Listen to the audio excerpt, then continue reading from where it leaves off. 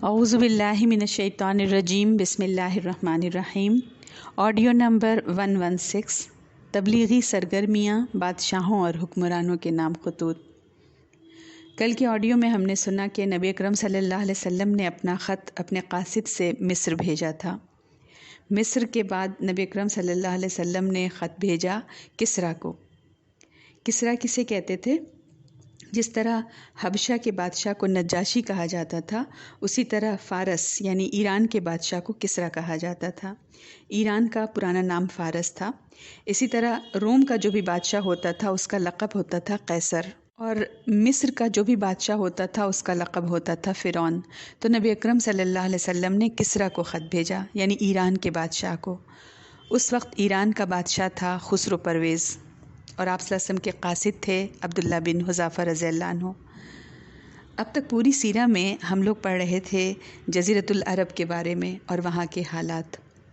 عرب کے باہر فارس اور روم یہ اس وقت کی دو بہت بڑی طاقتیں تھیں۔ یہ اپنے زمانے کے دو سپر پاور تھے، اور یہ دونوں آپس میں لڑتے رہتے تھے، اور عرب والوں کو تو یہ بالکل بیوقوف سمجھتے تھے، نیچا سمجھتے تھے۔ عبداللہ بن حذافہ رضی اللہ عنہ نبی اکرم صلی اللہ علیہ وسلم کا خط لے کر وہاں گئے۔ خط کی تحریر یہ تھی: بسم اللہ الرحمن الرحیم، محمد رسول اللہ کی طرف سے کسریٰ کے نام، اس شخص پر سلام جو ہدایت کی پیروی کرے اور اللہ اور اس کے رسول پر ایمان لائے اور گواہی دے کہ اللہ کے سوا کوئی لائق عبادت نہیں، وہ تنہا ہے، اس کا کوئی شریک نہیں، اور محمد اس کے بندے اور رسول ہیں۔ میں تمہیں اللہ کی طرف بلاتا ہوں، کیونکہ میں تمام انسانوں کی جانب اللہ کا پیغامبر ہوں، تاکہ جو شخص زندہ ہے اسے انجام بد سے ڈرایا جائے اور کافرین پر حق بات ثابت ہو جائے، یعنی حجت تمام ہو جائے۔ بس تم اسلام لاؤ، سالم رہو گے، اور اگر اس سے انکار کیا تو تم پر مجوس کا بھی بار گناہ ہوگا۔ جیسے ہی خسرو پرویز نے خط کھولا اور اس کی نظر پڑی محمد رسول اللہ کی طرف سے کسریٰ کے نام، دیکھتے ہی آگ بگولا ہو گیا، تکبر سے چلایا، میرا غلام ہو کر مجھ سے پہلے اپنا نام لکھتا ہے! اس کی یہ جرأت! خط کو پھاڑ پھوڑ کر پھینک دیا۔ عبداللہ بن حذافہ رضی اللہ عنہ سب دیکھ رہے تھے۔ ان کو بہت تکلیف ہوئی، لیکن وہ اس کے محل میں بے بس تھے، کیا کر سکتے تھے، بس دل مسل کر رہ گئے۔ جب مدینہ واپس آ کر نبی اکرم صلی اللہ علیہ وسلم کو خط پھاڑنے کے بارے میں بتایا تو نبی اکرم صلی اللہ علیہ وسلم نے فرمایا: عبداللہ، تم دل برداشتہ نہ ہو، اس نے اپنا خط نہیں بلکہ اپنی سلطنت کے ٹکڑے ٹکڑے کیے ہیں۔ کسریٰ نے صرف خط ہی نہیں پھاڑا، بلکہ غرور اور تکبر میں اس نے ایک قدم یہ بھی اٹھایا، یمن کے گورنر کو خط لکھا۔ اس وقت یمن فارس کے انڈر میں تھا، یعنی وہ گورنر اس کے انڈر میں تھا۔ اس گورنر کا نام تھا بازان۔ اس نے بازان کو لکھا: یہ کون آدمی ہے عرب میں محمد نام کا صلی اللہ علیہ وسلم؟ اس کی اتنی ہمت کہ میرے نام سے پہلے اپنا نام لکھ کر مجھے خط بھیجا۔ دو آدمیوں کو اس کے پاس بھیجو کہ وہ دونوں اس کو میرے پاس لائیں۔ بازان نے اپنے بادشاہ کا حکم پاتے ہی دو آدمیوں کو نبی اکرم صلی اللہ علیہ وسلم کے پاس روانہ کر دیا۔ وہ دونوں نبی اکرم صلی اللہ علیہ وسلم کے پاس حاضر ہوئے تو ایک نے کہا: شہنشاہ کسریٰ نے ہمارے بازان کو خط لکھ کر آپ کو بلوایا ہے۔ ہمیں بازان نے یعنی یمن کے گورنر نے آپ کو لانے کے لیے یہاں مدینہ بھیجا ہے۔ آپ کو شہنشاہ کسریٰ کے پاس جانا ہوگا، آپ نے گستاخی کی ہے۔ نبی اکرم صلی اللہ علیہ وسلم نے ان دونوں سے کہا: کل ملاقات کریں، میں کل جواب دوں گا۔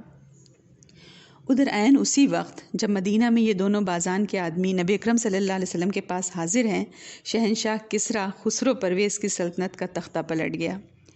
فارس اور روم میں جنگ چلتی رہتی تھی۔ روم کی طرف سے اٹیک پر اٹیک ہو رہا تھا، ایسا لگ رہا تھا کہ پورا فارس وہ اپنے قبضے میں لے لیں گے۔ خسرو پرویز کے بیٹے شیروین نے دیکھا اس کانفلکٹ میں غلطی اس کے باپ ہی کی تھی، یعنی خسرو پرویز ہی کی غلطی تھی، تو اس نے بیچ میں مداخلت کی کہ میرا باپ تو پوری سلطنت ہی ختم کر دے گا۔ تو اس نے اپنے باپ کو قتل کر دیا اور خود بادشاہ بن گیا اور حکومت اپنے ہاتھ میں لے لی اور روم سے صلح کر لی۔ نبی اکرم صلی اللہ علیہ وسلم کو وحی کے ذریعے خسرو پرویز کے قتل کی خبر دے دی گئی تھی۔ ادھر صبح میں بازان کے بھیجے آدمی نبی اکرم صلی اللہ علیہ وسلم کے پاس حاضر ہوئے اور کہا: اب آپ چلیں۔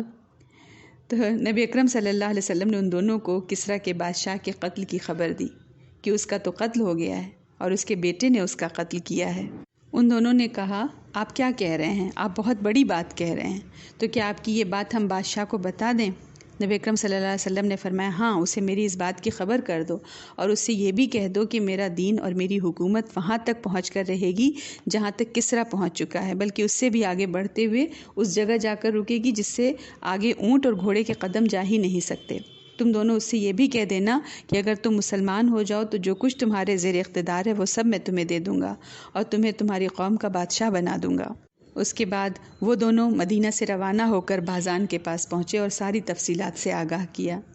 ادھر شیروہ نے بازان کو ایک خط لکھ بھیجا کہ دیکھو میں نے اپنے باپ کو قتل کر دیا ہے، اب سارا پاور میرے ہاتھ میں ہے۔ میرے باپ نے عرب کے جس شخص کو بلانے کے لیے تمہیں خط لکھا تھا، میرے حکم کے بغیر تم اب ایسا کچھ نہیں کر سکتے۔ وہ دور تو کوئی ماس میڈیا کا دور تھا نہیں کہ خبریں جو ہیں وہ آنن فانن میں ساری دنیا میں پھیل جائیں۔ یہ خبر ان دونوں کے لیے نہایت حیرت انگیز تھی کہ اگر 1 دن یا 2 دن پہلے یہ واقعہ ایران میں پیش آیا ہے تو محمد کو مدینہ بیٹھے بیٹھے کیسے پتہ چل گئی صلی اللہ علیہ وسلم۔ تو یہ خبر سن کر جب یہ خبر ویریفائی ہو گئی تو بازان اور دونوں نمائندے جو نبی اکرم صلی اللہ علیہ وسلم کو لینے گئے تھے مسلمان ہو گئے۔ نبی اکرم صلی اللہ علیہ وسلم نے جو پیشن گوئی کی تھی کہ اس کی سلطنت کے ٹکڑے ٹکڑے ہوں گے، حرف بحرف یہ پیشن گوئی صحیح ثابت ہوئی۔ ایران کی سلطنت خسرو پرویز کے بعد اس کے خاندان میں نہیں چل سکی۔ اس کے بیٹے کے تختے پر بیٹھنے کے بعد ایران کی حکومت مسلمانوں کے ہاتھ میں آ گئی۔ والسلام علیکم ورحمۃ اللہ وبرکاتہ۔